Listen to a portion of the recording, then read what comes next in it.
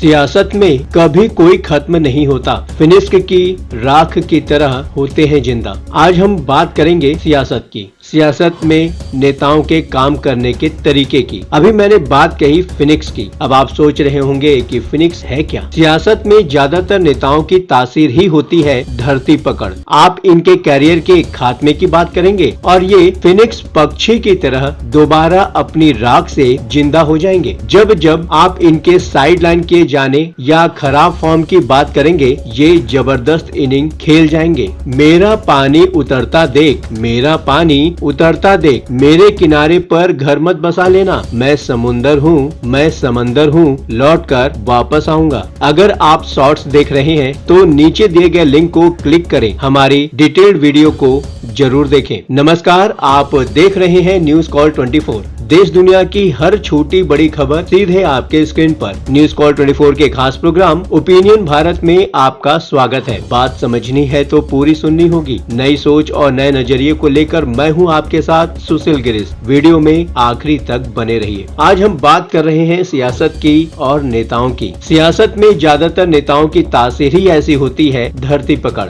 आप इनके कैरियर के खात्मे की बात करेंगे और ये फिनिक्स पक्षी की तरह दोबारा अपनी राख से ही जिंदा हो जाएंगे। जब जब आप इनके साइड लाइन किए जाने या फिर खराब फॉर्म की बात करेंगे, वे ठीक उसी समय जबरदस्त इनिंग खेल जाएंगे। कई नेताओं में तो आप तेंदुलकर जैसी काबिलियत पाएंगे। इनके पास अपने विरोधियों की तेज रफ्तार गेंदों के खिलाफ सीधे बैट से खेलने की सहालियत होती है। छोटे गैप में से कलात्मक खेला करने की ताकत होती है। इन धाकड़ सियासतदारों की कंसिस्टेंसी भी अद्भुत होती है। आप जिन चीजों के बारे में विचार भी नहीं कर पाएंगे, इस तरह के प्राणी उन तरीकों को कर गुजर जाएंगे। आपके दिमाग को चैलेंज करती लहराती हुई सी एक योजना फेंकेंगे, आप लाजवाब हो जाएंगे। जब तक आप उनकी अगली चाल का अंदाजा लगाएंगे, बंदा पारी जमा चुका होगा, दनादन शॉट लगा रहा होगा, अपने पैर क्रीज पर अड़ा चुका होगा। कई तो किसी भी मामले को इस तरह से फिनिश करते हैं कि उनके बाद बस उनके काम की मिसालें ही दी जाती हैं। कई बार इनिंग को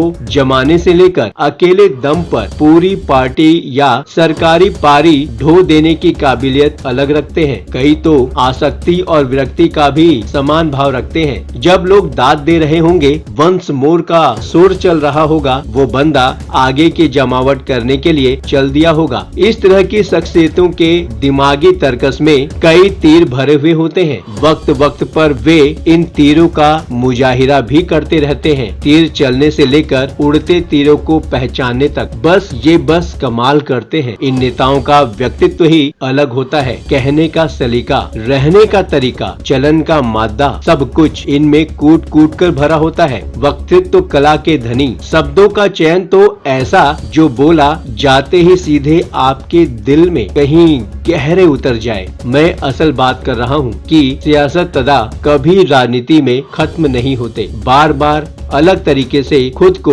री इवेंट करते रहते हैं, प्रासंगिक बने रहते हैं। इनके बारे में किसी काम के नहीं रहे टाइप की बातें करना फिजूल है। चलिए सियासत से हटकर क्रिकेट से भी इस तरह का एक उदाहरण लेते हैं। अभी एक महीने पहले ही टीम इंडिया न्यूजीलैंड जैसी मरियल सी टीम से टेस्ट सीरीज 3-0 से हार गई थी। तत्काल ही इस हार पर टीम इंडिया के खात्मे के मरसीहे पढ़े जाने लगे। कहा गया था कि अब ये टीम खत्म हो गई है, विराट के बल्ले में जंग लग गया है, रोहित सिर्फ वनडे में ही हिट है। फिर यही टीम विश्व विजेता ऑस्ट्रेलिया से खेलने पहुंची। पहले टेस्ट में पहली पारी में 150 रनों पर ध्वस्त हो गई तो फतवा आया कि लो अब इनका खेल खत्म। 3 दिन बाद ही टीम इंडिया ने ऑस्ट्रेलिया को 295 रन से रौंद दिया। अब कसीदे पड़े जाने लगे कि भाई हम तो पहले ही कह रहे थे, अभी पलटवार करेगी टीम इंडिया। कोहली विराट रूप दिखाएगा, बुमराह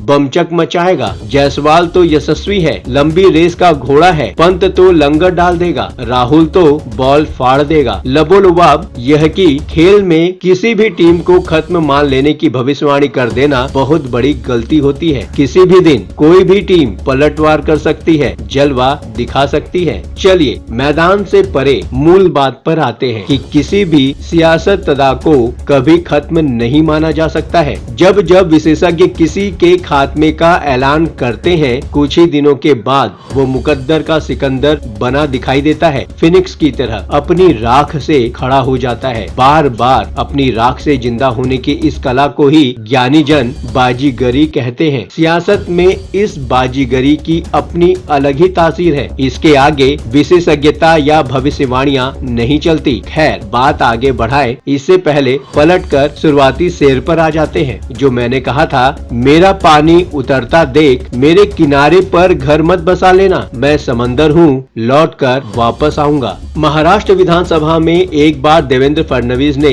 यह बात कही थी। इसके माध्यम से जाने अनजाने में ही वह एक ऐसा सच उजागर कर गए थे, किसी सियासतदा को कभी खारिज मत समझो, वो कभी भी वापस लौटकर आ सकता है, अपना औरा और ठौरा यानी सत्ता पा सकता है। कुछ बरस पहले तक फडणवीस राज्य के सीएम थे, फिर उद्धव ठाकरे के समर्थन वापस लेने के चलते सत्ता से बाहर हुए, फिर अजित पवार के साथ एक सुबह शपथ लेकर कुछ दिनों के लिए सीएम बने, बाद में बदलते हालात में राज्य के मजबूर डिप्टी सीएम बन गए। फिर परिस्थितियां बदली तो अमित शाह की नजरों में खटकने की अटकलों के बीच उनके सियासी खात्मे की बातें कही जाने लगी। आज वह फिर महाराष्ट्र के सीएम इन वेटिंग है। राजनीति में कुछ भी हो सकता है, किसी के भी दिन बहुर सकते हैं, कोई फर्श से अर्श पर आ सकता है, हीरो से जीरो बन सकता है और जीरो से हीरो बन सकता है, लेकिन यकीन जानिए उसकी वापसी की संभावना हमेशा बनी रहेगी। अपनी ही राख से फिनिक्स बनकर वापस आता रहेगा। आप कहेंगे कि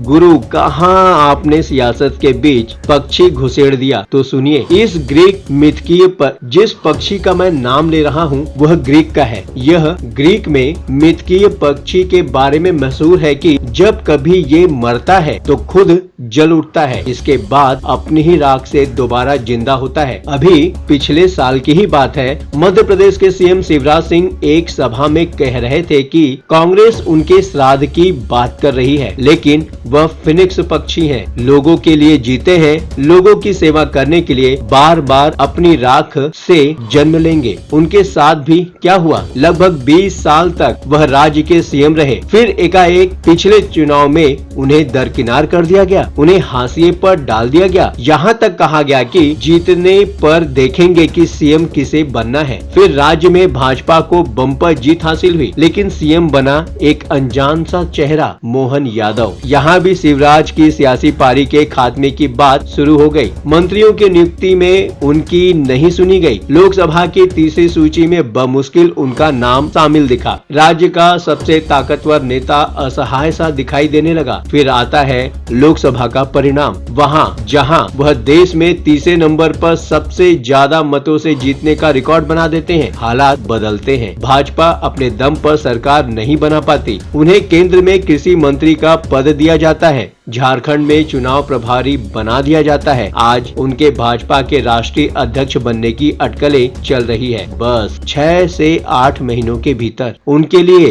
सब कुछ बदल गया। फर्श की तरफ जाता हुआ उनका कैरियर फिर कुलांचे भरने लगा। बिहार के नीतीश कुमार की ही बात लीजिए, उनके बाद सीएम कौन होगा, जेडीयू कौन संभालेगा, पार्टी लालू खा जाएंगे, तेजस्वी चबा जाएंगे, भाजपा ही कब्जा कर लेगी। लेकिन हुआ क्या? केंद्र में आज वह मोदी के तारणहार हैं। उनके समर्थन से मोदी सरकार चल रही है। पलटू राम वाली अपनी छवि के विपरीत पिछले किसी भी मौके पर ऐसा नहीं लगा कि वह मोदी सरकार के लिए खतरा हो सकते हैं। उनकी अहमियत बढ़ी हुई है। भाजपा उनके ही नेतृत्व में अगला चुनाव लड़ने की घोषणा कर चुकी है। अप्स एंड डाउन के बीच पिछले 20 सालों से वह बिहार में सरकार चला रहे हैं। अगली बार भी उनके ही सीएम बनने की बात कही जा रही है। देश के और कद्दावर नेता शरद पवार की ही बात लीजिए, वह महाराष्ट्र की राजनीति के चाणक्य हैं, पितामह हैं, जाने क्या क्या है। सबसे कम उम्र में महाराष्ट्र के सीएम बने, फिर राष्ट्रीय राजनीति में किंग मेकर बन गए। बाद में सोनिया गांधी के विदेशी मूल का मुद्दा उठाकर कांग्रेस से बाहर आ गए, अपनी पार्टी बनाई। जब जब उन्हें खारिज करने की बात आई, वह फिर बड़े रोल में उभर कर सामने आए। महाराष्ट्र की पिछली महाराष्ट्र विकास आघाड़ी बनाने के पीछे उनका ही सबसे बड़ा हाथ माना गया था। उन्होंने ही कांग्रेस को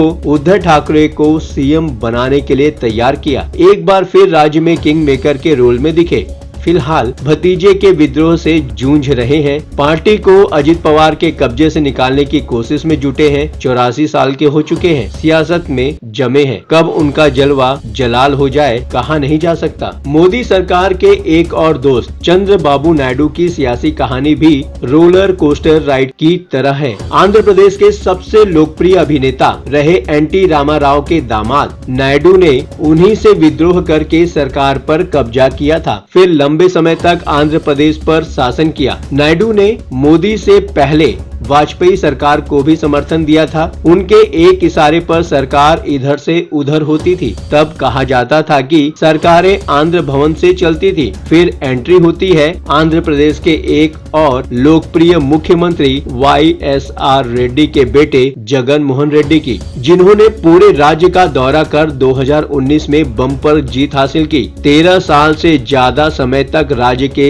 सीएम रहे नायडू लगभग हाशिए पर चले गए। उन्हें लगभग 2 महीने तक जेल में रखा गया। तब उन्हें केंद्र से कोई मदद मिल नहीं पा रही थी। जगन मोहन मोदी सरकार को बिना शर्त संसद में समर्थन देने का काम कर रहे थे। ऐसे हालात में कोई और होता तो टूट जाता, लेकिन नायडू सियासी अखाड़े के खाटी पहलवान हैं। एक बार फिर जोर लगाकर खड़े हो गए। उन्होंने ना सिर्फ तेलुगु के मेगा स्टार पवन कल्याण के साथ गठबंधन किया, बल्कि राज्य में जोरदार जीत पाई। आज वह मोदी सरकार के तारणहार बने हुए हैं। नए राज्य और उसकी राजधानी के लिए मदद पा रहे हैं। पास के राज्य तमिलनाडु की सियासत में तो जयललिता और करुणानिधि के रूप में इस तरह के 2 जबरदस्त उदाहरण हैं। इनमें से कोई एक जीतता था तो दूसरे से बदला लेने पर उतारू हो जाता था, उसे जेल भिजवाता था, उसका आर्थिक और राजनीतिक साम्राज्य तहस नहस करना शुरू कर देता था। नेताओं को तोड़ना, आर्थिक सोर्स बंद करना जैसे काम होते थे, लेकिन अगले चुनाव में फिर पहला ताकतवर होकर उभरता था। कुल मिलाकर मैं अपनी कहानी के स्थायी अंतरे पर वापस आता हूँ,